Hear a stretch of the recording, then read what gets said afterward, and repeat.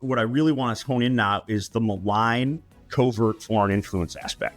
And that's the part where you have a threat actor like Russia, China, Iran, seeking to use covert influence or to suppress the vote by frightening Americans. If you go to this election site, there's scary people with guns there, and there's a fake picture of that, right? Or even more subtle things, false reporting of really long lines at a voting facility.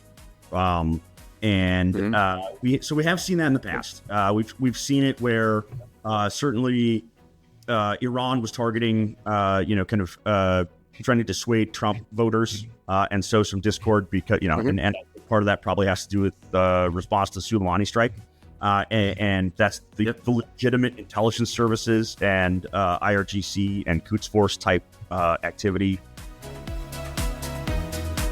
Welcome back to the Vetted Conversations podcast, where we delve into the foundations, workings, and current challenges to the American way of self-governance.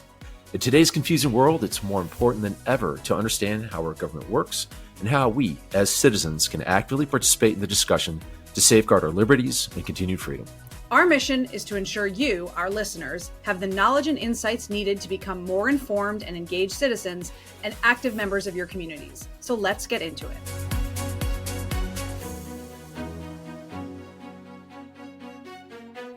I'm just going to come out and say something controversial. Journalists get a bad rap. Of the 17 major U.S. democratic institutions ranked in terms of public opinion by Gallup, Americans have the most faith in small businesses and the military, which are ranked 1 and 2. And newspapers and TV news rank in the bottom 4 of 17, with the U.S. Congress dead last. I've worked with thousands of journalists from hundreds of news organizations over my career, and I've had uniformly positive experiences with most of them. I've had to arrest one in Iraq in 2003, but that's another issue altogether. Here's the thing. America's founders knew that if we were to have a democratically elected constitutional republic, the citizens' ability to participate in electing our leaders and advocating for policy positions by petitioning those elected leaders demanded that the people be educated about public affairs. This is exactly why we have a public school system. This is exactly why we have public libraries. And this is why we have a free press. Joining us today to discuss how a free and fair press corps contributes to the functioning of our system of self-government is Zach Fryer-Biggs. Zach is the managing editor of the largest military and veteran-focused news outlet, military.com. And many of you relied upon military.com when you looked for information when joining the military. Your parents looked up their stuff to see what you were getting into. And you've read the reports when you served in uniform, whether here in CONUS or overseas when you were deployed. And many veterans look to them as our community's hometown newspaper. Zach's been a national security journalist for more than 15 years. During that time, he's worked as a Pentagon reporter and investigative journalist covering national security. And Zach, it's great to have you here. Thanks for having me. Awesome. Well, you've heard, you had one of the most important news organizations for veterans and active duty military folks and families. I see you as our hometown news outlet for the military. Could you tell us why our system of self-government requires a free and fair press? So I think of our system of government similar to our economy, in that they're kind of free and open markets. Mm-hmm. And the only way a market functions, the only way democracy functions, is if you have effective distribution of information. And I mean information, not rumor, not innuendo, but information, validated information.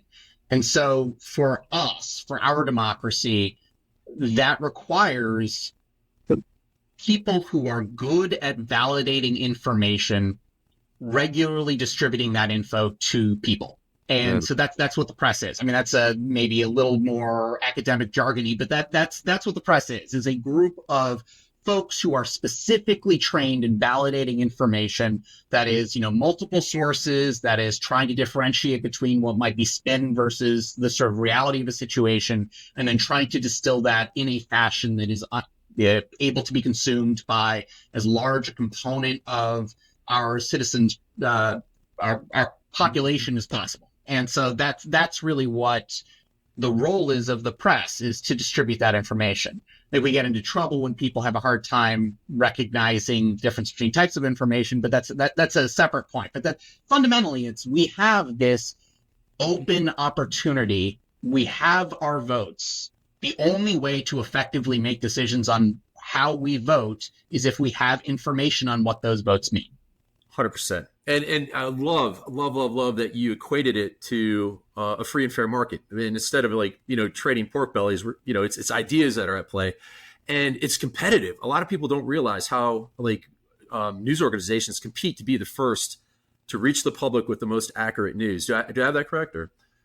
Absolutely. I mean, we're always weighing, because there is a competitive tendency to want to be the first. And some news organizations live off of kind of the small incremental detail where they're first. Mm-hmm. I'd say our news organization isn't as focused on that. We're kind of focused on providing context and bigger picture information. Part of that's just the ecosystem we exist in. But, for us, we'd rather have the story with the extra, where you took the extra 5 phone calls to talk to experts and you got the extra information and context the next day than have the story 20 minutes after the thing breaks. But that's, there are different news organizations that emphasize those differently. That's just sort of the way we function. And I guess that's a point, I want to reinforce that you made with our listeners, is that it's a competitive process. So you can't say the media, right? Because the media is almost like a meaningless term, because it's like saying the American population. There is a wide array of different kind of people and thoughts and institutions and philosophies that kind of goes into the news business. I mean, what are your thoughts on that? Yeah. I mean, I always have a really hard time when people use the phrase the media, just because, there are those wildly different actors in that space. Mm-hmm. When it comes to covering the military and sort of national security and veterans more broadly, it's a really small community. There's no newsroom that you can look at that covers these issues where I haven't worked with those people at some point. It's just the way it is. But we all have slightly different priorities. There are going to be some newsrooms even covering this space where, they're really being written for and supported by advertising from defense contractors. And so acquisition is going to be the stuff they care about. They don't really care about people in uniform. They're going to be outlets like us. We don't really care about platforms and where the money's going to, buy X plane. We only care about the people. So there's a difference in focus that exists. And there's also some differences in standards, honestly, between different newsrooms that, the economic pressures on our industry are really rough right now. And so that creates problems. I'll tell you, for any significant feature or investigation, we have at least 3 editors going through it. Wow. There are a lot of newsrooms these days where you're lucky to get 1 edit on something just because of the trimming to staff. So there's some difference in standards, but that goes to kind of what we were talking about with the validated, vetted, real information. Mm-hmm. A lot of that is tied to the brand of the news outlet, because if it's coming from X news outlet, they have processes in place to make sure that it's real. And other news outlets don't necessarily have that. I think the vast majority of the time, journalists are doing the absolute best they can. Mm-hmm. I think the vast majority of the time, any real news outlet that is going through the news gathering process is going to get you pretty good info. But you always, and this is where, it's hard. And this is the area where I really wish we taught more of it, honestly, in schools. The ability to validate or differentiate between sources of information. That's hard to do. And I think in the current environment in which anyone can post anything on the internet, it becomes even more important that the individual reader or listener or watcher is sure they know where their information is coming from. What would our country be like if we only had state-run media or corporate-run media? There is no free and fair press. What would that look like? It would be a wonderful time to be interested in grift or abusing people, basically. If you don't have that check, then it makes it all the easier to take advantage of lack of information being distributed. It's easier to lie if no one's checking to see if you're lying or not. I think, maybe that's a good segue into, our next question, because I think one of the things that comes to mind is the lack of comprehension about what journalists actually do, right? And a lot of people get confused and angry, especially when the news that comes out doesn't meet their expectations. So how do journalists go about their work? Yeah, can you give me some North Stars or guiding principles that y'all follow? Yeah. So when I look at the my inbox and the responses I get to stories that we produce, I'd say the most common complaint would boil down to what I had hoped had died with the Soviet Union, but basically whataboutism, which is like, you did this story. I'm not questioning the validity of the story, but what about these other issues? And what about these other things? And I think that comes from just a lack of understanding of what we're fundamentally trying to do. No story is ever designed or intended to cover absolutely everything. What we're doing is, we will discuss, and this is the discussion between the reporters and editors, what we would call a news peg. I promise I'm not going to jargon this up too much, but a news peg, which is like something happened that makes it news. And this isn't just like a history lesson. This is something happened that's newsworthy. And then we go, okay, that's the news peg. Give me context. What does this mean? Why does it matter? Etc. And so we'll start building stories that way. And then that's how you end up with, okay, something happened. We're going to do this. We're going to have some context. It's not going to be, well, this politician did this. Why don't we cover the opposite politician doing that? Some people argue that's an effort to create quote unquote balance. I am of the school and was trained that artificial balance, where it's just everything has two sides and both sides get equal air every time, can be deceptive.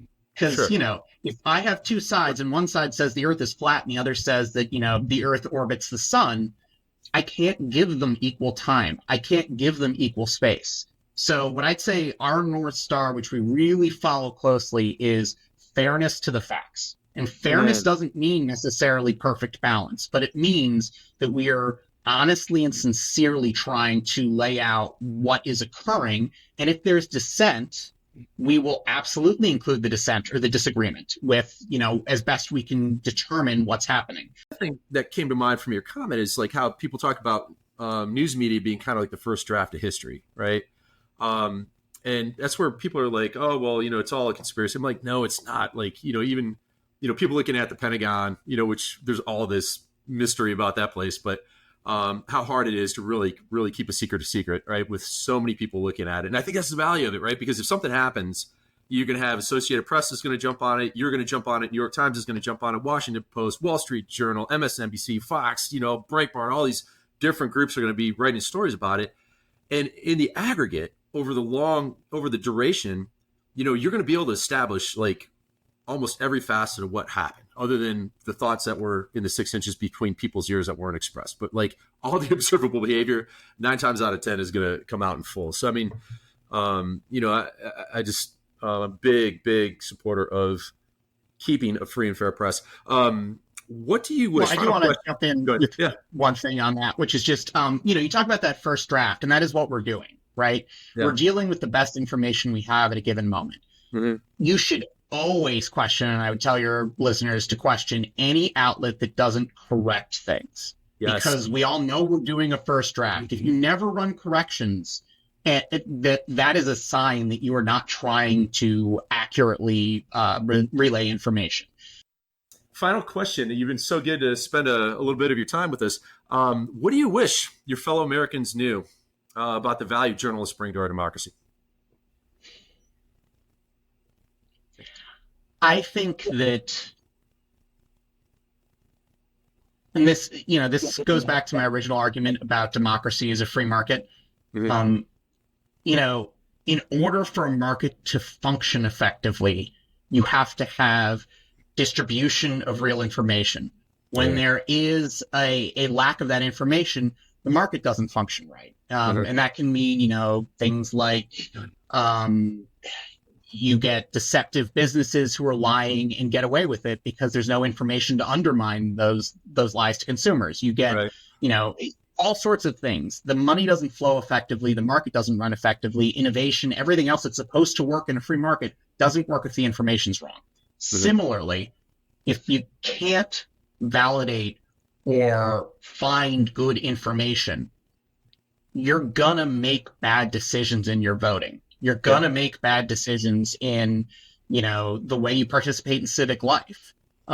You're gonna start villainizing people who are fellow Americans because so-and-so said something that isn't true. Right. And I think you lose not only democracy, but you lose community. And because it's such an effective thing to vilify other folks, you probably lose a little bit of touch with kind of your fellow Americans. And so like that's, yeah, I'll leave you with this, but I had a conversation again, family member. My family covers a lot of different bases, but and they're talking about like a divide between different groups of Americans, and the question to me was like, well, does this group hate us as this other group? I was like, no, they don't hate you. Like, may disagree in certain areas, and that's fine. But they don't actually hate you. There are plenty of people who want to create this picture that everybody hates somebody else, and so you have to double down and, protect your herd from some other herd. But fundamentally, like if you get good information, you'll see that there's not that much differentiating. And so, all right, let's have policy discussions. Let's talk about like what you want for X, Y, or Z to do, or what would be good or what wouldn't be. And that's totally fair. Not to be weird about it, but my family fought in the Revolutionary War. My family's been in this country a very, very long time, at least on one side of it. And I like to believe that there's been a commitment in trying to make sure that, democracy functioned in the various forms in which my family members have participated. I never served in the military, but, my small part of contributing to that democracy is doing what I do now. Yeah, 100%. And I couldn't agree with you more. I mean, when we invaded Iraq in 2003, we embedded over 100 reporters in 1st Marine Division, and all of them, risked their lives to tell the stories of young Americans at war. So, I mean, freedom isn't free. We hear that said a lot in the veteran space. And it also applies to reporters, because I know a ton of folks who are either injured or killed reporting on news, who have left pieces of themselves, both physically and mentally, on battlefields all around the world. So, Zach, I really, really appreciate this conversation. You've been very generous with your time and wisdom. And, for the listeners out there, next time you complain about the media in our free press, I would just ask you to think about like maybe giving someone a call in Russia or Iran or North Korea where they don't have a free press, and ask the people how that state-run media works for them. So thanks so much. We really appreciate having you here today. My pleasure.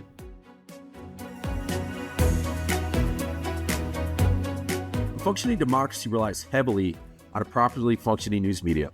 Being able to get good information is essential to our ability to make good decisions on matters of policy and who will lead us at the local, state, and federal levels. In today's episode, we'll deep dive into the ever-evolving landscape of disinformation. We'll attempt to unravel the intricate web of falsehoods, half-truths, and misleading narratives that permeate our news and influence the way we perceive reality. Joining us today for this important discussion is Sasha Havilcek, the co-founder and CEO of the Institute for Strategic Dialogue.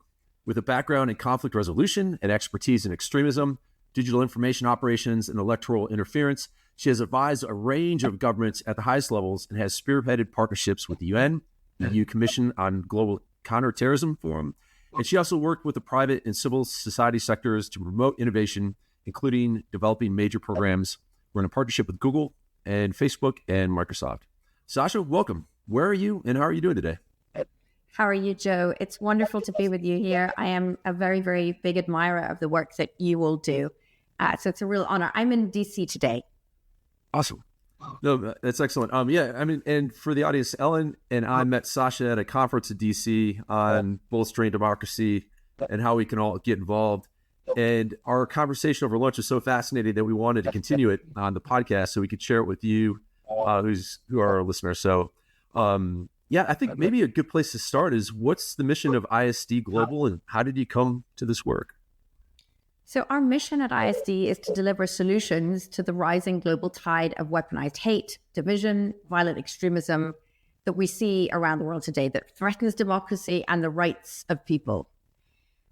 We see that tide of division and extremism, by the way, in all its ideological forms, stoked increasingly by hostile states and continuously hypercharged by social media. So to deliver on that mission, we work at ISD in every global region, firstly to detect information and cyber threats to public safety, to national security, to democratic process, online threats from terrorist groups, from extremist organizations of all ideological persuasions, as I've said, and from authoritarian states like China, Russia, and Iran. And we work to prevent those threats from materializing. How did you get into this work, Sasha?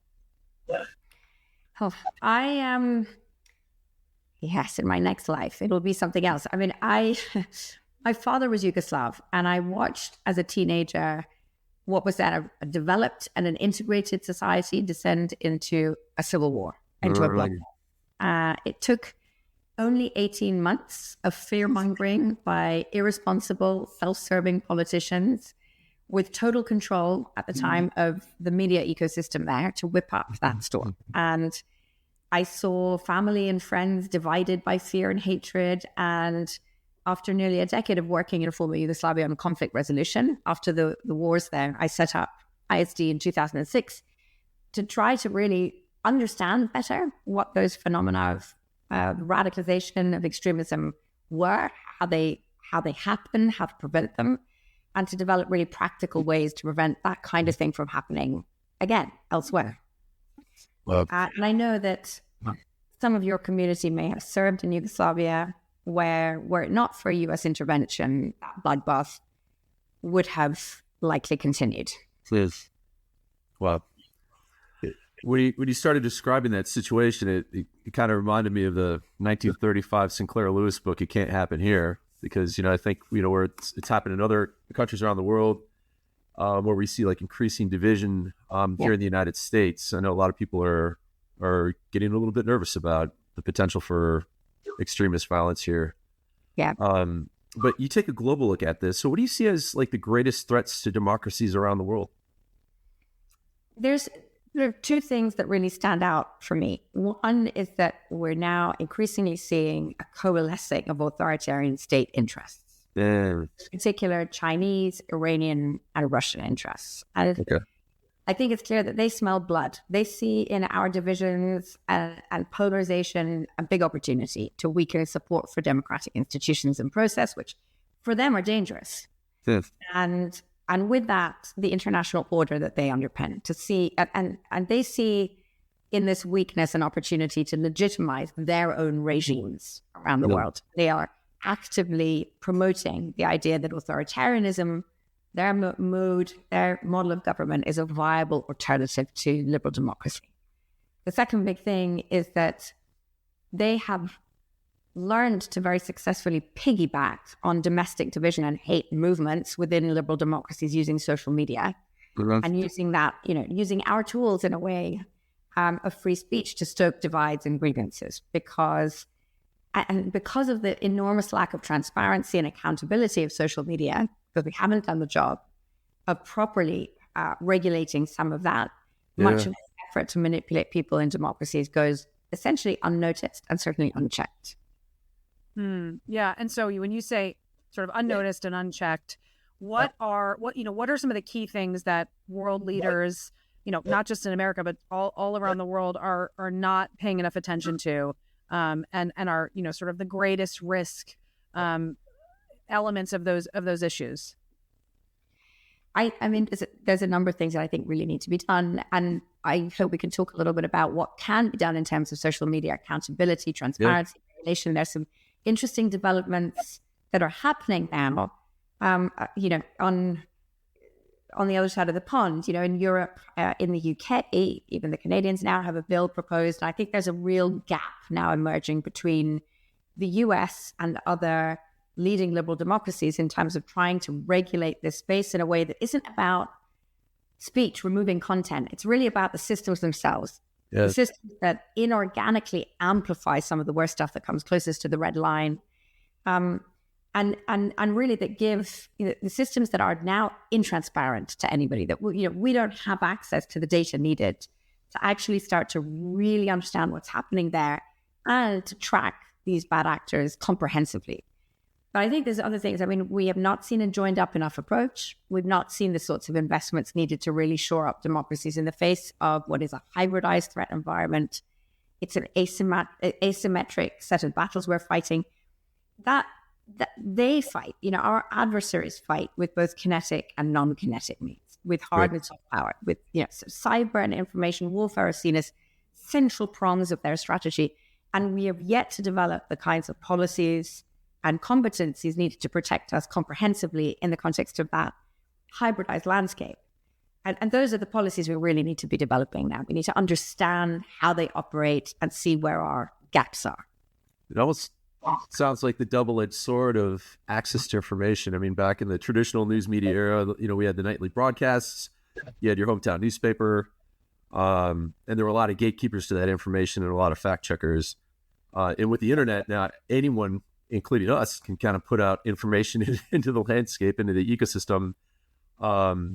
And that may or may not come with a positive, good pro-social intent, is what I hear you saying. So, considering that our I think it's good that everybody can put out information and ideas and opinions into this information environment. Mm-hmm. What I'm not happy about is where we see a handful of social media giants essentially decide, based on the data that they're collecting, user data that they're collecting, what you see. And what you will see is different to what I see. Yeah. Based on that algorithmic decision. That's not free speech. That's a curated speech environment. That's a great point.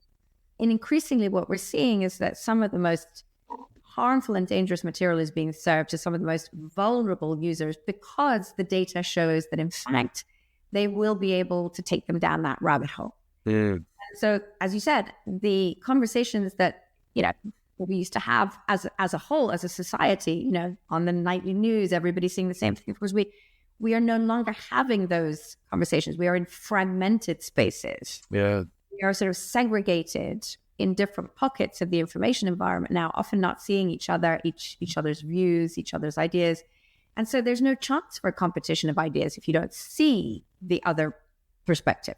That is such an important point that I'm just going to double back on, because the arguments are always, made that any restriction or regulation on these platforms is a restriction or regulation on, our free speech as users of those platforms, as sort of like the platforms are our mouthpiece and we should have free speech, therefore the platform should not be restricted. But you made such an important distinction, which is that if the platforms are actually deciding, curating, adding, mathematical equations to our voices and our output, then it is not just free speech and whatever ideas are rise to the top. It is actually, instead of government regulation, it is business deciding what rises to the top. And of course, that's profit motive. That's not what's best for everyone. And that is such a different way. I mean, it is ridiculous. I've never actually framed it that way. Do you have any other ways to kind of double down on that? Yeah. I mean, this is a business model that essentially is based on engagement rates. Right. And the algorithms are designed to hold your attention as long as possible in order to be able to sell you stuff, to advertise against that time. And what the algorithms have understood is that by feeding you ever slightly more extreme or sensationalist variants of whatever it is that you might have had expressed some interest in some shape or another, they hold your attention longer. And by doing that, they're essentially funneling you into spaces, sometimes really dramatically dangerous spaces for individuals. I mean, we've seen, for instance, minors pulled into rabbit holes that, they wouldn't have landed in if this was a genuine sort of open, free speech environment. They were going looking for it. They were sort of led there. And, there's a particularly shocking stat, which is from a piece of research that Facebook did internally itself and then was leaked, that you may have heard, which is that 64% of joins to extremist groups on Facebook at that time when this was leaked were a result of their own recommendations algorithm.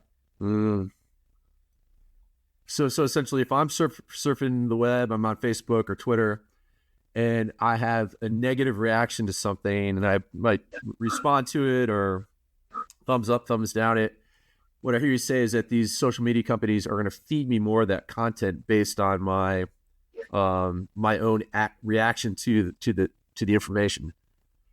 Well, that's and on many of the data points that they gather on you, they're gathering an enormous amount of data from you that they use in order to essentially target you, micro-target you. And you're absolutely right, Joe, that the stuff that is really viral is the stuff that receives a reaction, whether negative or positive. And the combined negative and positive reactions make for things that go viral. And that's part of the challenge, is that toxicity, if you like, is part of the algorithmic problem. And we've seen that the platforms have tried and tested tweaks to that algorithm at times. And it can be fairly successful. But ultimately, they have often then gone back to the original approach, because they see that with certain types of tweaks that decrease toxicity, they are also decreasing engagement rates. Yeah. And that means ultimately a decrease in profit. Wow. So it's less about like my ability to communicate and post, and more about the algorithms that these social media companies are doing to create outrage and maintain attention in order to make a profit. Well, I would say let's start there.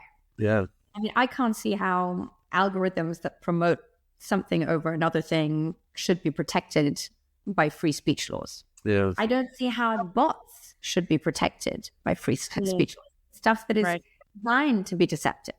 Why? Why would that be? If we were to regulate for those systems problems and give transparency to the system, so provide outside researchers, vetted researchers, an opportunity to really bring to light what these systems are doing in terms of these types of harms, then we're in a position to say, okay, if we correct for these types of things, this is what free speech really looks like. Let's compete here. Can we do it? And then there is a conversation, of course, to be had about what should and shouldn't be allowed. I mean, my organization has done a lot of work on terrorism and violence online. As you well know, I mean, there's a lot of terrorist activity online that is simply illegal. It's illegal in America, it's illegal elsewhere, and they're still not doing a great job of really policing that side of things, but they are marking their own homework on that front. Yeah. So we need transparency so that we've got a kind of ecosystem of scrutiny. All of us should be able to, journalists and academics and NGOs should be able to get at that data so that we can really see, okay, what is happening here? Yeah. That kind of transparency, I think, is the only approach in a democratic environment. Authoritarian states will go about it differently. They'll go about it by essentially censoring, shutting things down. That's what they do. But they're happy to use these tools to target liberal democratic societies, and they do that really effectively. So in our in American society, I should say, do we, or how far are we, first of all, from sort of getting any of this right, being the complex democracy that we are, and sort of where do we fit on sort of like the line of modern pluralistic democracies trying to figure this out? How are we doing on that? Well, so I think there's so many strengths in America in terms of democracy, but I do think that the big weakness is, in fact, that America is behind in terms of getting a handle on this social media environment. And we now see big sort of landmark pieces of legislation coming into place in Europe at the EU level, in the UK now. The Canadians have a bill that's going through Parliament. So Five Eyes, the e-safety commissioner in Australia has been particularly front-footed. You've started to see, so Five Eyes countries and the EU are all moving in that direction, except in the US, that regulatory push has been slow. And I know that there are many conversations about this. I know it's a very challenging issue, and it should be handled with a lot of care, because bad regulation can be disastrous, no question. But you now have a roadmap for systems regulation happening in Europe. In particular, what I would say is there's one bit of low-hanging fruit that I feel should be a no-brainer here, which is that to mandate the transparency I've just been talking about, to mandate platform data access for the research community to be able to properly lay bare what is happening on these platforms, how the algorithms of products are affecting harms online, how they are skewing speech online. And just laying that there, just mandating that data access would get us a long way and would be the basis for a real discussion among lawmakers within wider society about what we should do, how we should proceed based on that evidence. But right now, the evidence isn't there. Yeah. And that makes a lot of sense. And it used the term Five Eyes. And for those that don't know, that's the intelligence alliance between, correct me if I'm wrong, but it's Australia, Canada, New Zealand, the United States, and the UK. Yeah, that's right. Okay. That's right. With that though, but it makes a lot of sense, because the image that comes to mind is like when I go to the internet to search for information, I should be metaphorically kind of looking through a telescope into the world, right? And what I hear you saying is that through this curated experience that feeds me more of what I already like, one, that's bias confirmation instead of searching for news, but two, in a very real sense, we're looking into the funhouse mirror instead of an accurate depiction of the world. That's right. But also bad actors, those groups, those states that want to sow discord, that want to manipulate, are able to sort of game the system quite effectively. And they've been doing that. And so we see, states like Russia, Iran, China they've developed some pretty, actually some fairly basic, but also fairly sophisticated tactics in the cyber and information environment to really, to do harm to Western democracies, to liberal democracies worldwide. Yeah. So, and which what of the hostile foreign actors have been especially effective in sort of creating internal, discontent within American society? I mean, so we have been monitoring at ISD the information operations by, being waged by pro-Kremlin CCPs, so Chinese Communist Party, and Iranian networks, specifically seeking to exacerbate divides and grievances within America over the recent years. And they are the most sophisticated actors in this space, and therefore I think of the greatest concern. And they developed a mix of overt, semi-covert, and covert information operations, some of which have been focused on the US election for a while now. And we've seen a rise in successful, cyber hacks by pro-Kremlin and pro-Iranian hacktivist networks on US targets like water plants or state governments. This is happening frequently now. And it bears noting that China has become much more proactive in its campaign strategy. They've gone from a largely defensive posture in their information operations, defending their own reputation globally, to a much more offensive, much more Kremlin-styled information operation posture, exploiting racial divides, other types of divides in the US, starting to test infiltration tactics on US audiences. So setting up fake profiles and groups, impersonating American groups and so on. And this has really grown quite significantly in the last couple of years. And then there's Iran, which manages a large network of interlinked propaganda channels, some of which carry their branding, but also outlets that are designed to fool audiences. It's a lot of deceptive activity that I think is having,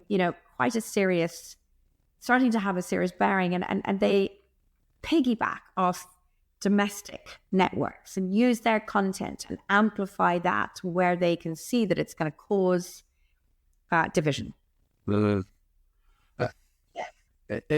the polling, there's data to support that they're being fairly effective. I saw a Gallup report that said 1984, like north of 60% of the people in the United States were satisfied with the way democracy was working. And January this year, 28% are satisfied with democracy. So, what's the long term if we don't get a lasso around this and start taking meaningful action? What does that look like for the United States and for other democracies around the world? This is the thing. They take information war very seriously. It's a central piece of what they do because over time, not one-off, but over time, it really has an impact. Yeah. And we've seen things that, have started to take hold. Just to give you a couple of examples, you've got this Russian large-scale doppelganger campaign that's well documented, but that our research has shown at ISD really has been targeting US audiences quite, concertedly, at least since August of 2023. And this is a set of cloned websites impersonating legitimate news outlets like the Washington Post or Fox News. There's, they are using, really deceptive and creative tactics to stay on mainstream social media platforms, including X and Facebook and Instagram and YouTube. So they're part of our mainstream ecosystem of information. And we're seeing them now increasingly leveraging generative AI tools. Across text and image and video. Yeah. And this is a whole new dynamic to this onslaught of information threats that we're seeing. And we've just found now, just very recently, a Russian campaign that used generative AI text to impersonate Americans from different parts of the country using cultural references, again, really designed to start to influence US electorate attitudes. Wow. We've just seen another investigation into this kind of long-running, although fairly low-impact campaign known as Spamflage, which pushes pro-CCP messaging. We found that, again, accounts are now using AI-generated imagery to try and reach American audiences ahead of the election. So we're seeing a whole new set of capabilities being used by these bad actors. So this is going to become incredibly important. They're using alt-tech video hosting platforms, which are really popular in the US. So we saw RT, Russia Today, pivot towards Rumble when they were removed from YouTube. They're very agile. And they are committed, and they are combining cyber and information attacks. And if we don't start to genuinely develop strategies to mitigate this, that go from prevention from a policy perspective to educating the public in a really concerted and sort of universalized way, we are going to lose. And when you say committed, sort of from a national security perspective, what you mean is these groups are committed to their goal of dividing Americans because that is good for them. And so dividing Americans, making problems in American society is just good for any enemy of America. And so to weaken America is a big, is a big objective, to weaken the standing of democratic governments with their own citizens. And as a result, on the international stage, it also means that these actors get left alone to do their bidding. Right. To get us withdrawn internally. Right. Yeah. Correct. And it's not just that. They know, for them, actually, liberal democracy is the greatest strategic threat. Ultimately, liberal democracy poses a threat to authoritarianism, and they know it. People see it too much, then those authoritarians are gone. So the follow-up's like, okay, so what can we do on a personal level? People in our community are more national security oriented than most. But so what can we do on sort of a personal level to defeat them? And then what should we be doing on a societal or, sort of policy level to defeat them? Yeah, I think it's important also to know that veterans and active servicemen and women are also directly targeted by some of these information operations.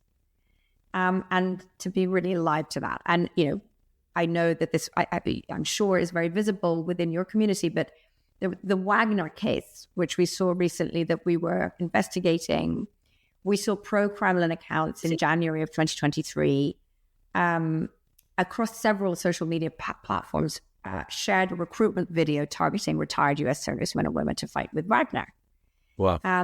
And so there's recruitment activities that we've seen. And again, these were amassing thousands of views across mainstream social media. We saw in the middle of 2023, we did an investigation into the kinds of narratives that were being used by hostile states and other bad actors to target vets. And so we saw a very concerted campaign around the idea that the US military was being weakened by woke progressive policies. Right. And that campaign was amplified by Russia Today, by China's Global Times. And, they were pushing it to receive more and more engagement within US military communities online. Yeah. And the idea was that, the US military was being, weakened by this policy and so on. We saw similar things being done around anti-vaccine conspiracy theories tied to the vaccine military mandate. And so we are seeing consistent opportunities being exploited by these bad actors to undermine not just the wider society, but to weaken the resolve of the US military, to undermine them by stoking radicalization, to recruit them to the causes of these groups, and to have military voices which are influential in society, aligned with those narratives. So when we think about what to do back, I think number one is to protect those constituencies and make them extremely aware of the kind of manipulation that's coming at them. Number two is that, of course, and more needs to, the obvious answer is, of course, more needs to be done. The kind of work that you do, investing in community engagement and welfare programming across this community is absolutely critical. It's the sort of baseline. But veterans are influential and knowledgeable, and they hold an influential position in society. And I think that they have an opportunity, a role to play in educating the wider public about the threats from authoritarian and hostile states. They understand those actors well. Yeah. And the implication of their manipulation within wider society. I think veterans are leaders in their communities, and there's so much that they can do to carry forward a really clear message of education about how to protect society from, and to be trusted voices about how to educate ourselves in terms of digital literacy in relation to all of these attacks, in relation to social media, and in relation to AI. And as we go into this election cycle, I think also really need to be mobilizing all credible voices across society. And I think vets are incredibly important in doing more about this complete, the shambolic situation on social media platforms. They are right now decimating trust and safety teams. Just as we head into this election cycle, they are shuttering data access as we speak. So we don't get as much information even as we did in 2020 or 2022 in terms of these types of threats. And I think veterans and the military community writ large, it can play an important advocacy role to remind lawmakers, to remind social media platforms that this is not the time to be playing with that we need to end complacency, we need to end obscurity, we need better scrutiny and oversight and accountability. And I think that that's a message that the military community can carry forward in incredibly effective ways. Very, very well said. I think what I'm hearing out of that, just to reflect back, is one, we need to educate ourselves on all the dirty tricks being played by people who want to see democracy fail, both foreign and domestic. Two, have a lot of now wait a minute conversations with our fellow citizens about I'm not so sure that that's really true. Where did you get the source? How do you know? Somebody's obviously trying to make us feel afraid. Why? To use advantages of that. And the third thing I heard out of that is, democracy being a participant sport, call your elected officials and demand accountability and smart regulation of social media companies so that we get an accurate picture of the world. That's absolutely right, Joe. I think you've really hit it on the nail entirely with that. I think that there's so much that can be done. So I feel genuinely optimistic because I do also believe that within, and across society at large, but American society, there's so much strength and incredibly goodwill. I'm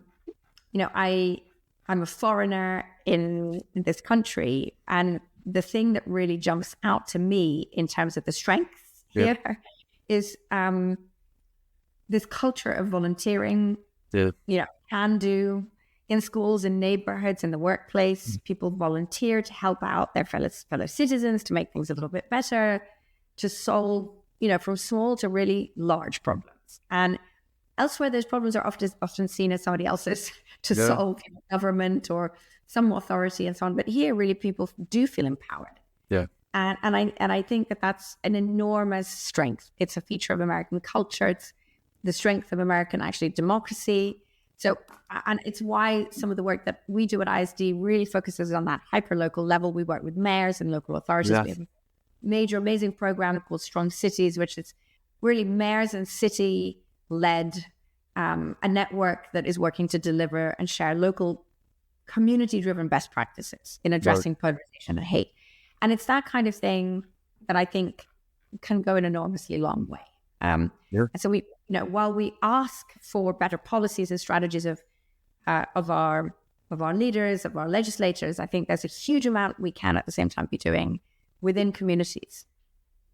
Just a follow-up question. This concept, this work, the name, misdis, malinformation, all of that has become, politicized.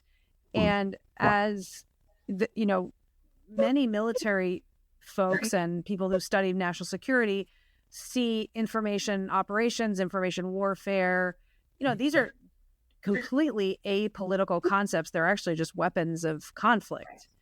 And so do you have any thoughts on, first of all, how we got there, that the concept that there is misinformation that's targeting us, and that something we see on social media may not at all be true, or something we see on a website that we think is legitimate and American may not at all be American? How do we move that away from the political realm and back to the national security realm, where Americans agree that we have to stop this enemy infiltration, and therefore give it some heft when it comes to solving, and policy solutions? Helen, I think you said it. I think we need to start to understand that this is a national security requirement. Yeah. And I think the national security community needs to be vocal and visible for Americans on this point. And the national security community needs to come together across the aisle, across the political aisle, to speak to what those threats are. And I do think that we need to be clearer about what we are, in fact, talking about. We're talking about malign, deceptive tactics. Right. That is, tactics intended to deceive populations, intended to weaken us in a number of ways, intended to divide. And that can be evidenced if we have the right policies in place to ensure that there is enough transparency and oversight of that data. We can evidence that. So it is the sort of invisible hand, if you like, of deception that we want to be exposing. Yeah. It is what people's divergent views that need to be removed in any shape or form. There are going to be people with views that we don't like, that I don't like, that we don't like out there always. Mm-hmm. And the whole idea of a free speech environment is that we, in fact, get to compete in the marketplace of ideas. Yep. We cannot effectively compete in the marketplace of ideas if the playing field is distorted, tilted in the interest of one type of communication, which is essentially extreme, because of these algorithmic problems. So that's what we need to solve for. We need essentially regulation that levels the playing field for speech again. And we need the national security establishment to come together across the aisles to educate the public as to the threats at hand, to be clear on what those threats are. And that is absolutely a requirement for public safety and national security today. Yeah. And I think you hit the nail on the head, Sasha. And another big asset is America's 17 million plus veterans and their family members. I mean, it's not enough just to stand up before the baseball game for the national anthem and fly the flag out in front of your house. I mean, those are important things to do, and we all agree with it. But, I've I've read enough over the years of history and enough about, dictators' playbooks to know if they want to keep a society under their thumb, they need to keep them poor, they need to keep them dumb, and they need to keep them afraid. So, in the military, we talked about like avoiding ambushes by being a hard target. And it's almost like we want to do the same thing here where we don't want to be suckers, right? So kind of keep our antennas up, have a massive bullshit detector switched on and running 24/7. But also veterans understand, they're knowledgeable about these types of threats in a very big way. I mean, they've experienced these threats on the ground internationally. And so they can bring the kind of expertise and knowledge to the table in the discussions that are being had about this. Yeah. So, it is clear for a veteran that, just to give you a sense of the kinds of things that we find online at the sharpest tip of the spectrum in terms of egregious activity. Right. On October 11th of last year, we identified on X the presence of mad amount of branded terrorist content. Yeah. That again, reaching, millions of people. This is illegal content. This is also terrorist content that veterans would recognize and understand, the impact of. We saw, similarly, just internationally, 27% growth of Al-Shabaab and Somali ISIS Facebook page membership in the first half of 2022. These things happen in ebbs and flows all around the world. Yeah. These are the sorts of things that I think that there is a real understanding of. We found research, content ecosystems glorifying mass casualty shooters in the US, accessible to minors across platforms including TikTok, Discord, Roblox, Telegram, and X. These things everybody understands shouldn't be happening. We found content glorifying attacks in Christchurch Mosque, the Charleston church attack, Columbine and Buffalo attacks, garnering millions of views in just a 4-month period. And this has implications. I think that there's a very, the Osama bin Laden letter to America. Veterans fully understand the implications of that. This was reaching, 790 million impressions across X when that were called just recently in November of last year. 6.9 million views on TikTok. These are large numbers. And again, I think the expertise, the understanding of these threats within that community, within your community, educating the public as to why this is problematic is an enormous benefit to society. So if you were to tell the veteran and military family community sort of one to do, within their social media ecosystem today, let's say, like, and every veteran or military family member could, go on social media and do this or say this or purge this, is there a first step that everyone could do that would make America safer by taking this action? Yeah. I think the very first step and what they need to be telling people, and I think that they will have a huge impact with it, is number one, pause before you share. Just pause. Pause, take a deep breath, take a look at what you're seeing, and think, who am I receiving this from? Why am I receiving this? Who wants me to share this? Who benefits from me sharing this more broadly? Has this incited an emotional response from me, and why? Who has an interest in me feeling strongly about this? Pause before you share. And with that pause, think hard about why you're receiving this. And I think that this is where, then there's a lot, of course, that veterans can do to genuinely start to educate others on the interests that bad actors, from terrorist groups to hostile states, might have in relation to American strength on the global stage and to American cohesion at home. Yeah. I think they understand that better than anybody. Think about what others what other bad actors have to gain from weakening our society. And just that message, I think, can go a long way. I then think that they can genuinely be deploying, education in a much bigger way for young and old, for all sorts of constituencies. And I hope it's something that we see much more of over time. That is a fantastic to do for all of us, and certainly one that we hope to share and spread out through the veteran community. This has been a fascinating conversation. I think it's especially helpful to have the views of people outside the United States to take a look at us as well. So thank you for that. And we really appreciate the gift of your time, your insight, and your wisdom today. Oh, Ellen, thank you so much. Thank you so much for everything you do. Thank you. Awesome. Thank you. Welcome back to Vetted Conversations, the podcast where we explore the heart and soul of our system of self-governance. I'm Marine Corps veteran Joe Plunzler, and I'm here today with my co-host Ellen Gustafson. And today we're diving into a topic that impacts every citizen. How do we tell what's true in the media and in our world?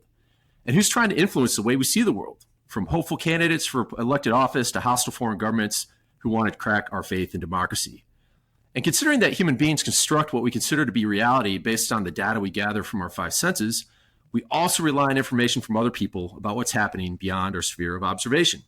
So when I was at the post office the other day, I heard two of my fellow citizens talking about the news and elections, and one remarked to the other, he said, "I just don't know who to believe when it comes to the news anymore." And I don't think he's alone. This is a big problem because our ability to self-govern depends on our ability to get good information about who to vote for as leaders and what policies we should advocate for. In short, bad information leads to garbage decisions. So today we're bringing in former U.S. Marine Corps intelligence officer and current executive director for global business development at Flashpoint National Security Solutions, my good friend, Andrew Borene. Andrew, or Sweet as I know him, and I served together in combat in Iraq in 2003 during the initial invasion. He was one of our intelligence officers for 1st Marine Division, and we've stayed in touch ever since. He comes to this conversation with more than 25 years of experience in intelligence operations, cybersecurity, and investigations. He's a licensed attorney, and most recently held senior roles at the Director of National Intelligence, leading teams and initiatives on open source intelligence research, privacy policy, counterintelligence, and international terrorism. So he's a true American patriot and someone who epitomizes the phrase, in a democracy, you've got to be a player. Andrew, welcome. Hey, it is awesome to be here, Joe. Thank you so much for inviting me. And as you know, I've been a huge fan of yours. And even before we begin kind of diving into this in a little more detail, I just want to say, remind you of a story about open source intelligence. And it goes back to when I became a huge advocate and believer. Yeah. And it was after the fall of Baghdad. You may recall General Mattis pushed up Task Force Tarawa to Tikrit. And it was a detached kind of set of subordinate units of the division, and we needed to get route reconnaissance to determine if there were any Iraqi formal military positions or crew-served weapons or artillery pieces on the route from Baghdad to the Tikrit airfield. And as I was scrambling as one of the collections managers at the time in the Combat Operations Center to try to figure out if we could find air assets to fly over and report, if we could find other coverage, other means, and I got to be careful about classified stuff, but the other things like overhead coverage, if we had high enough resolution and near enough time, you got to coordinate all that stuff to get it out and bring it back for that high trust information, right? And as we were doing that, I think it might have been you or it might have been General Mattis, but somebody said, hey, we've got this feed. Can we split off a little bit of a satellite feed that includes CNN coverage and have it live real time in the Combat Operations Center? And I kid you not, as I'm trying to scramble in, and we've got Marine enlisted analysts scrambling to try to find coverage resources and what can we get eyes on this route, I hear like a British accent, and I think the guy's name was Brent Sadler. I'm assuming he was one of the embeds that you were working with, and he was a CNN crew, and he had punched forward a live video on CNN of the highway going from Baghdad to Tikrit, and it was like is Brent Sadler. I'm moving toward to Crete, blah, blah, blah. And he was going ahead of everybody. And as he's driving, like, holy crap. So I got the analysts looking at military grade imagery and geographical data, mapping it out, saying, hey, what was that? What did he just see? What, right? So we actually had real live coverage from the news media showing eyes on thing that we were simultaneously scrambling to get, using these classified sensitive resources to get coverage on. And then at one point, Brett Sadler actually got fired upon. Hey, and turn around and, that actually answered a question, didn't it? So it was, I use that as a kind of an anecdote of like, that was my OSINT origin story, right? I had joined the Marines to do cool military stuff. I got to do military intelligence because I really wanted to work with all the cool intelligence stuff. And, can we get reconnaissance battalion out there? Can we get scout snipers? Can we get aviation assets? And you know what? At the end of the day, that all stuff always important.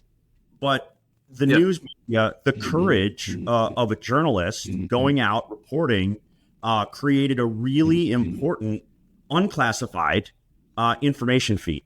And so I use that story sometimes and have been using it over the last 20 years when I talk about a lot of times in the intelligence practice, analysts become over dependent on what they value, what they view as, hey, it came classified. It's, it's better. And it's not necessarily better.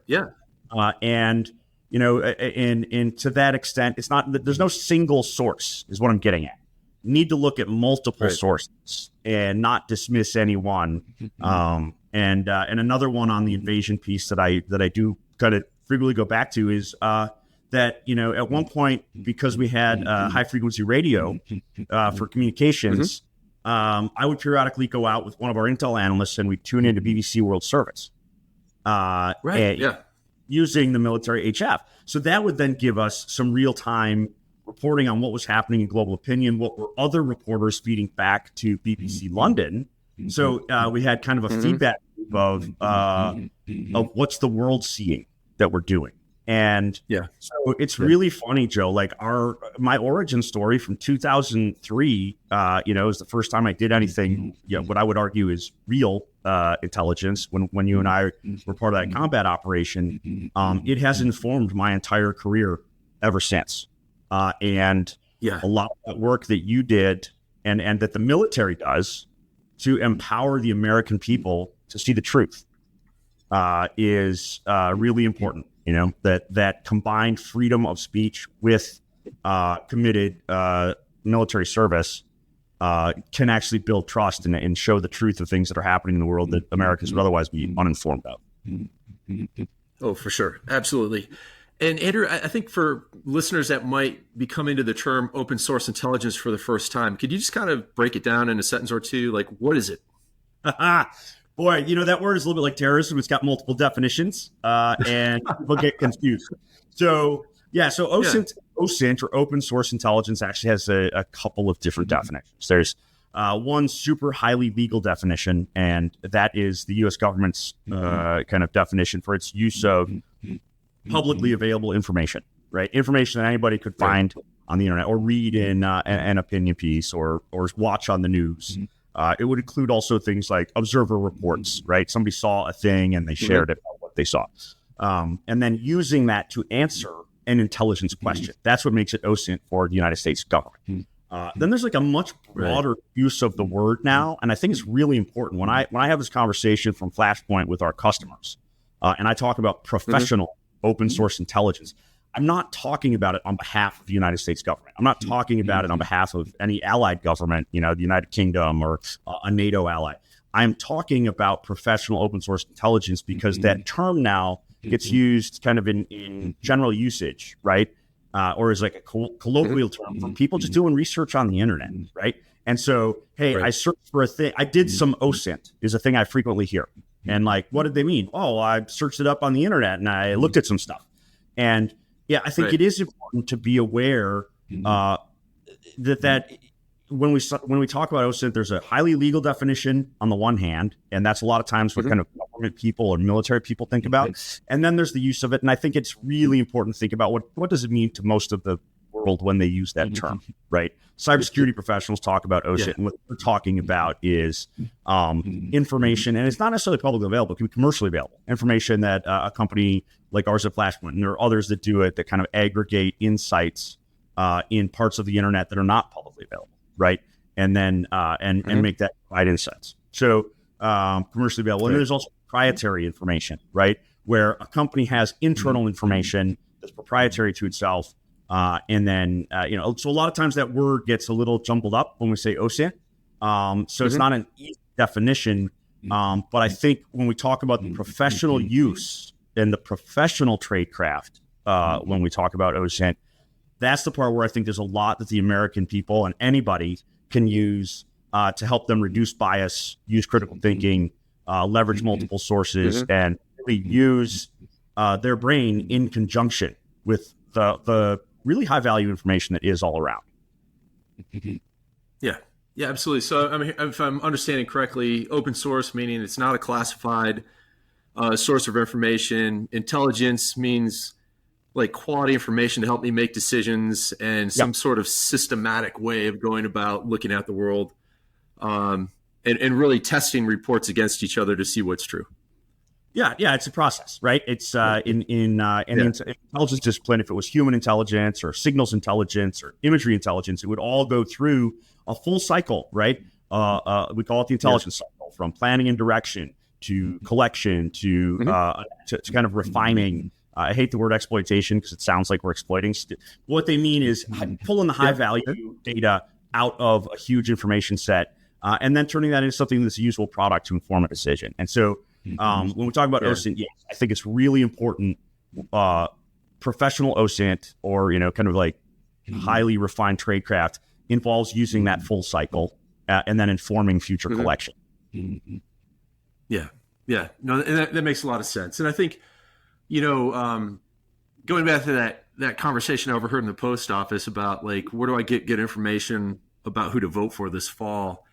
I'm curious, like, as to your thoughts about like beyond the obvious, like who's trying to influence our thoughts about our elections. I mean, we know Trump and Vance and their lieutenants are trying to get America to vote for them. We know Harris and Waltz and their lieutenants are trying to get America to vote for them. Yep. And that's all pretty overt, but you've been around the world. I know recently you've been close to a hot European battlefield going on right now. Yeah, no, I've been to Ukraine twice since I left the government. Yeah, and actually, I can take one moment to pause. You got me thinking about Kyiv. I was in Kyiv in February with Nate Fick, who's now the ambassador at large for diplomacy for all of the cyber diplomacy. Yeah, I know Nate.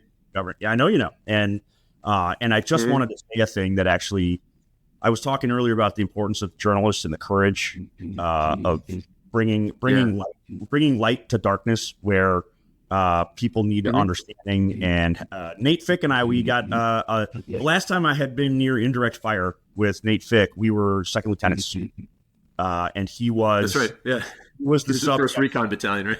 Yeah, and he was the subject of the Killer Elite series that was being published by Rolling Stone, and which became Generation Kill. Yep. And so we got a picture of us with the Blue Diamond T-shirt in Kyiv, and I made a joke. Yeah, and we made a joke. I'm like, dude, I gotta stay away from you. Like, you are bad luck.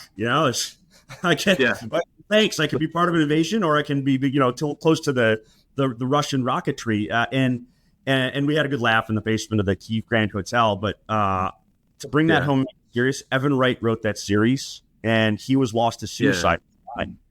And so I just wanted to take a moment, because it really, it's fascinating kind of how thin the crust of the world is, right? Like, there I'm in Kyiv with Nate. Yeah. Now I'm talking to Joe Plensler, who led the really first large scale set of embedded journalists at the scale that you did it, General Mattis, for that operation, and then to see that impact. So I just want to kind of say thanks and rest in peace, Evan, and also for sure. Stuff comes with a cost, but it does. It shows the importance of getting accurate news, and that's kind of what he was doing. He was reporting it as he saw it, good, bad, ugly. Yeah.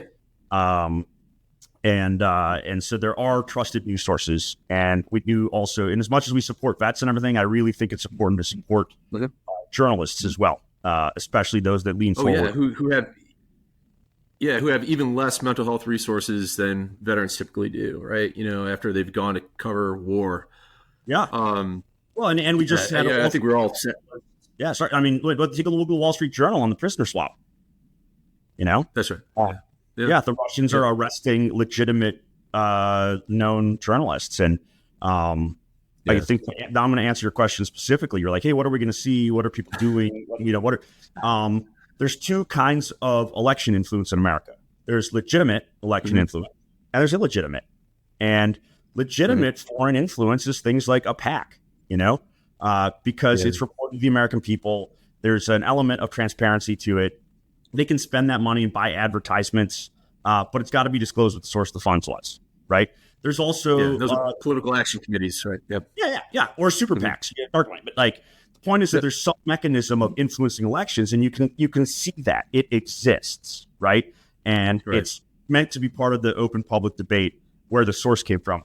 And then there's also domestic, there are dirty tactics in politics. You hear about robocall campaigns many years ago, and actually recently you're gonna hear a lot more about deep fakes and cheap fakes this cycle, right? Hey, that looked just like JD Vance. Hey, that looked just like Tim Walz, but it wasn't them. It was a deep fake generative AI, and so we're gonna see that this cycle in new ways. But then what I really want to hone in now is the malign, covert foreign influence aspect. And that's the part where you have a threat actor like Russia, China, Iran, seeking to use covert influence or to suppress the vote by frightening Americans. If you go to this election site, there's scary people with guns there, and there's a fake picture of that, right? Or even more subtle things, false reporting of really long lines at a voting facility. We have seen that in the past. We've seen it where certainly Iran was targeting, trying to dissuade Trump voters and sow some discord because and part of that probably has to do with the response to the Soleimani strike, and that's the legitimate intelligence services and IRGC and Quds Force type activity, and then we've seen also. Patterns where China and Russia have been seeking to undermine, back when Biden was the candidate, Biden camping, things like hack and leak information targeting a political party or a campaign. And so it's interesting because, I'm not sure that the strategic outcome for that adversary nation or competitor like China or Russia or Iran kind of works out in the favor that they think it's going to, but it is real. There's a hybrid campaign that does seek to undermine American confidence in elections, UK confidence in elections, and European confidence in elections. Right. Yeah, and I think lately I saw a ODNI report, and it seems like they're working with CISA quite a bit lately on election infrastructure and integrity and security. And what I heard was China might sit this one out, right? They want to continue to do business with whoever the next administration is. Iran and Russia are basically looking like to sow chaos, right? And Russia would like to see nothing more than Americans at each other's throat and create violence wherever they could. Is that kind of accurate? Is that your understanding of kind of the current state of play? It is interesting. I think that the just recently the shift in a new campaign. I'm not, in some ways, what I would say is what we need to be is agnostic about what those adversaries may or may not be doing or what their objectives are, because either way, the resolution of that pain or the resolution to that problem for kind of free democratic society voters and American voters, it's going to be the same set of tools to mitigate that, right? It's going to be the same, and it's the individual's consumption and the individual's relay of information largely on the internet. You mentioned the guys at the post office, but a lot of it's on the internet. And, if I could, I just give you a couple of steps that make sense for that for your listeners. Yeah, absolutely. Yeah. So again, regardless of, we know that there is some foreign malign influence. We also know, like I said, that there's domestic influence, and then there's the political campaigning, which is completely legitimate, but often seems underhanded, right? Kind of yucky. Right. Who do you believe? So just like a handful of things that I think are really important for bias reduction is, I'd say, kind of 4 key factors. 1, always check on emotions. We often forget that we're human beings, that we are cognitive and emotional. And a lot of times we're unaware of our emotional state before we share information. There can be a sense of urgency. And I'll go back to military stuff, right? Timely, actionable, relevant. What do I know? Who needs to know it? Have I told them? Okay, so let's temper that sense of urgency a little bit with a check on our emotions. Did this thing give me an emotional response that's giving me a sense of urgency that isn't really a sense of urgency? Can I take a couple of deep breaths? And I think that's actually like really important. I mean, this is not brand new. Yeah. This is thousands of years old. Marcus Aurelius tells us to do the same stuff, right? And then in the internet, then take that emotional state. Did this trigger me to feel kind of ecstatic, or did it trigger me to feel kind of angry? And then before I like or share that, if I'm on a social media platform, before I forward that email, right? Did I actually read the article, or am I just looking at the little preview?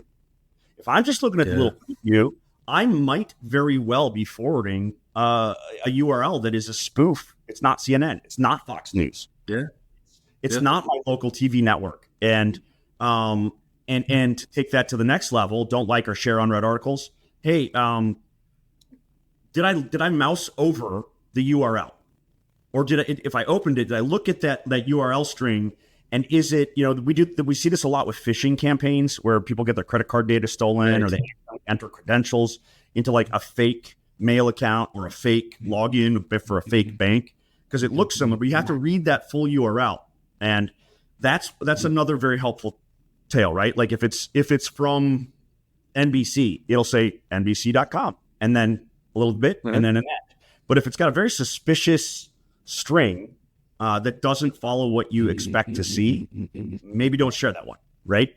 Maybe look elsewhere. Maybe go back to the NBC.com and see if it actually is findable from that site. And I realize that slows people down because they want to be emotional. They want to click those buttons. And then the third one is look out for themes. Look out for themes and patterns of disinformation. And that is good counterintelligence for those that, came out of the military or national security space. Yes, the adversary seeks to deceive, seeks to deny, seeks to distract, right? But it's often within a pattern. It's often kind of, is this in phase? Does this seem to kind of hit the pattern of, and I got to be careful, not like, again, agnostic about the political outcome of it. But like there were events we saw where after the George Floyd murder, there would be foreign adversaries would set up a Black Lives, try to set up like what looked like an organic Black Lives Matter rally next to the equivalent of like a Proud Boys rally, right? And the idea was to put actual unwitting Americans in close proximity to each other, right? And so if you saw that pattern of, hey, this is a really emotional moment, we've got to rally and organize at this corner at this time, and you got to get there in the next 6 hours. Well, that fit within the pattern, and that was a thing that local law enforcement, public safety officials, federal officials were looking at and saying, hey, maybe, when we see these two things emerge and it's a high sense of urgency, that kind of fits the theme. So watch out for kind of the themes, and if it rhymes, think it through. And then the very last thing, and I think this is probably the best advice I can give, and it's hard, but be skeptical but not cynical, right? Yeah, it's really hard because you just mentioned those guys at the post office. It sounds like they're getting kind of toward that cynicism jaded. I can't believe anything anymore. That is exactly what the old Russian KGB active measures campaign sought to do. It's what the current Putin administration does to the Russian people through information control and push. It's a learned helplessness. Make them so cynical that they believe nothing. Become a nihilist, have no values, right? And so I would really urge people to combat that. Remember what especially for military, you got a lot of military families, veterans that listen to your podcast. There's a reason that we signed that contract, because we have values because we believe in a cause greater than ourselves. And we have to remind ourselves that that is something, you know, if it was worth signing up to fight for, it's certainly worth remembering that we believe in it and that there is underlying merit in it. And so, you know, be skeptical of the things you read, but don't become so cynical that you either write off your neighbor because they posted a thing on Facebook for their candidate. You know, have a jaded eye, but don't, you know what I'm saying? Like, remember that we are all Americans and that, you know, we don't have to degrade into what the adversary is trying to get us to degrade into. But that's a really good point. So I think, you know, remembering that politics is politics, and the way we settle our differences in the United States is at the ballot box, not by shooting each other in the streets, right? So I think we've got a long tradition of that, and reminding our fellow Americans that the person on the other side of your perceived issue isn't the enemy, regardless if you're being told that or not. It's still your fellow American. You may disagree with them. You may disagree with them a lot, but 100%. They're still your fellow American. Yeah. No, absolutely. No, I think, yeah, I mean, you're the reason for your podcast, the reason that, you know, I've been a fan of Joe Plensler since I met him in, you know, 2002, in the, back in the White House for some briefing or something. Right. So it's because we do share those values, right? It's because we don't become cynics, and the military is a place where people of wildly varying, you know, they might have a slightly different worldview or slightly different kind of set of internal values, but the bigger cause, the bigger belief does unite us, right? And so I think that's one where I think military families, military service members, and veterans can really, we're a very small minority of America, but I think have the ability to do that leadership by example, and, you know, go back to those times we had, you know, you had conversations with people in your unit that definitely were not on your political spectrum, but your brothers and sisters in arms, and, you know, you pick each other up on a hard evolution. You work a long shift. You know, it doesn't matter. You don't have to do combat stuff. It's one fight all the way. And so I think I love that you're doing the podcast. I know your listeners probably both sides of the aisle, and probably some that are neither side of the aisle. But remember the things that brought us to service in the first place, and don't lose sight. Yeah, and I think your admonishment about, like, hey, anytime you have a strong reaction, especially a strong negative reaction to some news, you know, take a deep breath, count to 10, pause. I mean, the ancients knew that. You mentioned Marcus Aurelius, and neuroscientists today, you know, can show that when our fight or flight mechanism gets charged up in our brains, our reason center actually shuts down for a while, right? And by deep breathing, we can kind of restore that rational capacity. So propagandists know that. They know if they can make you afraid, they can make you malleable. And, you know, just like Voltaire said, if I can get you to believe absurdities, I will get you to commit atrocities. So, you know, we need to be really careful about the quality of information that we're putting in our brains. And what I'm hearing you also say is kind of like the joke in journalism school, like, is if your mom says she loves you, get a second source, right? Check it out. You know? And, but seriously, you know, it's kind of like if you see something that seems really inflammatory or weird, you know, see what the other major networks are saying about it. See what some of the major newspapers are saying about it. Is it a first report? Yep. And we know, like, the accuracy of first reports on the battlefield, it's no different than accuracy of first reports on the internet or in the news. And so 100, I mean, and I give you the exact examples, right? Yeah. So with the Israeli-Hamas conflict after October 7th, I don't know. I mean, I have a feeling many people, if they remember it at all, remember it exactly the wrong way. There was a missile that hit a hospital in the Gaza Strip. Yeah. And Iran proxies immediately just piled on, said this was an Israeli missile, this was an Israeli missile, this was an Israeli missile. And that first battlefield report, it went like wildfire. And a lot of journalists I've spoken to and trust, and good on them, right? Again, in America, hey, mea culpa, they owned it, we screwed up. Turns out that not only did Israeli information denounce that, but so did the U.S. and other independent allied nations, Arab nations. It actually showed, no, that was Palestinian Islamic Jihad had a misfire. So a different Iranian proxy terrorist group trying to launch a rocket into Israel had killed a bunch of children at a children's hospital in the Gaza Strip. And the world narrative had become Israel did this. And so I use that as a case example because a lot of journalists here in the West were, kind of say, oh, oops. And they issued corrections. And, and I think that, again, time and forensics are more likely to bear truth than the immediate first report, right? And and I think that's another aspect of, when you get to elections, the sense of urgency. You must believe this now. You must tell all your friends blank. It's like, that should sound like a used car dealership, Oh, if you don't get in here today for the discount, you don't get the discount. It's like, oh, come on. Oh, you definitely need to sell me that car tomorrow and next week. And so, just be astute, be wise. Yeah. Yeah. And I love that because it's just kind of like, a similar thing. I was in England for the last 2 weeks hiking around, and, there was a tragic stabbing of, 3 young kids by another kid.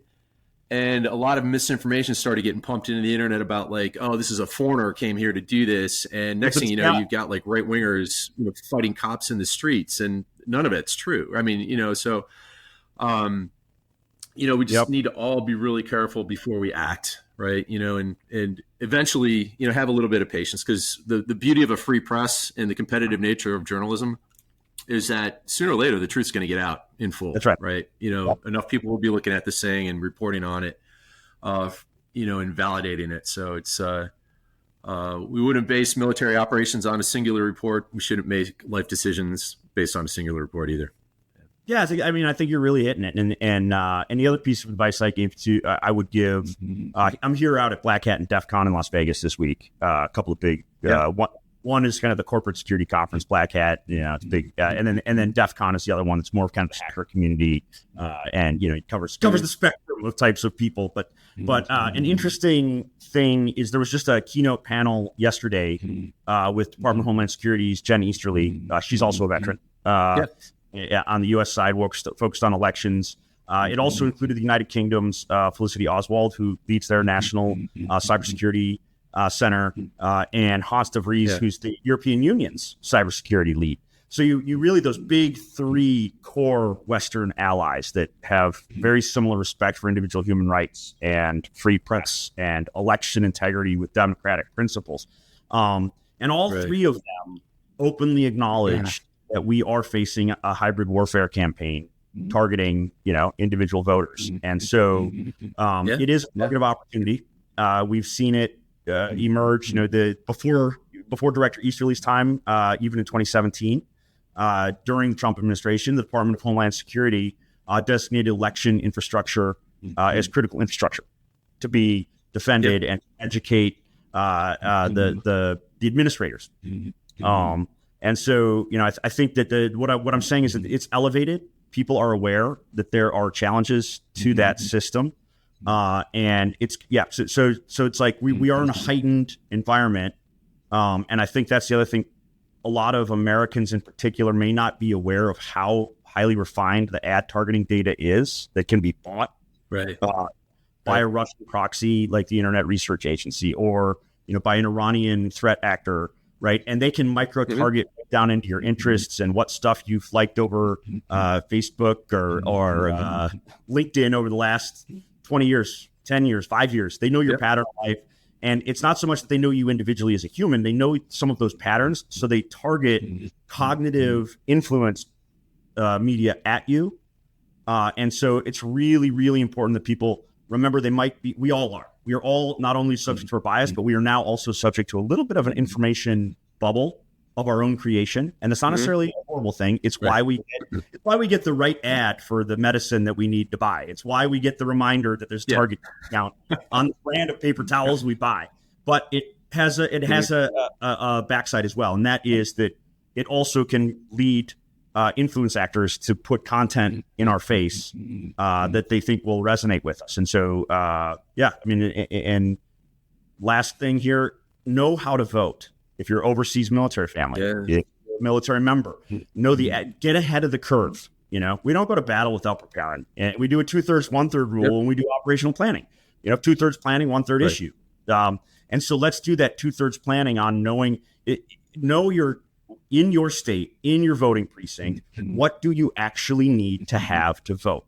When does the poll open? Yeah. When does the poll close? Because we have seen things, and this is a very common tactic. It's kind of right out of that Russian active measures old playbook. Start telling people that the polls have closed, right? Polls have closed. Guess what? No, they didn't. The polls didn't close, but you heard the report. You thought you were going to go after work, and it's too late. Well, guess what? In America, if you're standing in the poll line before the polls close, they get to stand in that line. It might be 2 a.m. before you get in and cast that ballot, but your vote counts. And so I think that's another one advisory to do that work in advance, know those things, and then you won't fall for the scam. Yeah, 100%. And I think also know that there's a considerable number of veterans and military family members working the polls. America needs about 1.2 million volunteers every year to run elections. This year, Vet the Vote's recruited over 139,000 veterans and family members to be poll workers. And in my county, when I was in training, I asked all the people who were volunteering. We were going through refresher training. And I was like, "Hey, if you're a vet, stand up." And 40% of the room stood up. And I'm like, "Wow!" So Warren County, Virginia, you're in really good hands. But Andrew, this is great, man. I think we know there's people out there trying to trick us. We know that if we're careful, we can get good information and kind of thwart their best efforts to run their propaganda campaigns on us. But it's up to us, make sure that, like you said, know how to vote, vote.org. You can find out how to register if you're currently registered, what your precinct is, what the hours are for the polls. Early voting is a big thing, right? You can get out in the state of Virginia 45 days and start voting ahead of elections. And a lot of other states have early voting now too. So it's your right.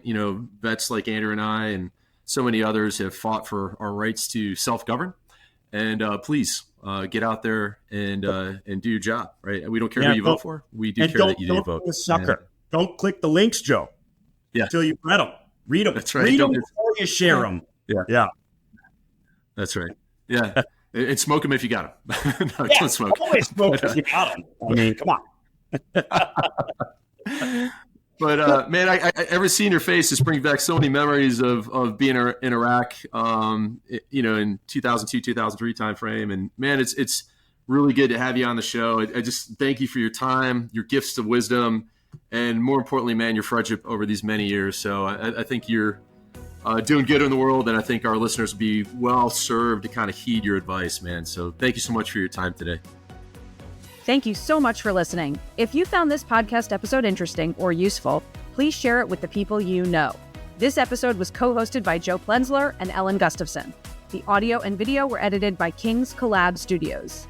This podcast is a production of We the Veterans and Military Families, 501c3, not-for-profit, nonpartisan, veteran and military spouse-led organization focused on promoting positive and patriotic civic engagement to strengthen American freedom and liberty. Find out more about us at wetheveterans.us and follow us on social media.